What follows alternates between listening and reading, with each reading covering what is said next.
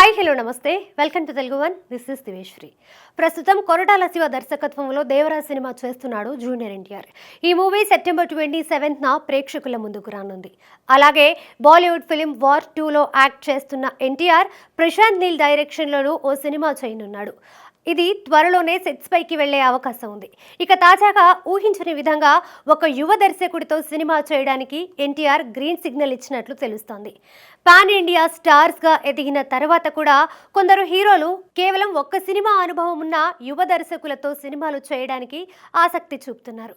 ఇప్పటికే ప్రభాస్ సుజిత్తో సాహో, రాధాకృష్ణతో రాధేశ్యామ్ చేశాడు. అలాగే రామ్ చరణ్ కూడా ఒక సినిమా అనుభవం ఉన్న ఉప్పెన ఫేమ్ బుచ్చిబాబుతో తన నెక్స్ట్ మూవీని చేస్తున్నాడు. ఇప్పుడు అదే బాటలో ఎన్టీఆర్ కూడా పయనించనున్నట్లు సమాచారం. నాని హీరోగా నటించిన హాయ్ నాన్నతో దర్శకుడిగా పరిచయమైన మొదటి సినిమాతోనే మెప్పించాడు శౌర్య.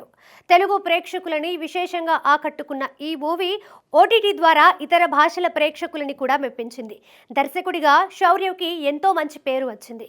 ఇప్పుడు ఈ యంగ్ డైరెక్టర్కి రెండో సినిమాకే ఏకంగా ఎన్టీఆర్ని డైరెక్ట్ చేసే ఛాన్స్ వచ్చిందని టాక్.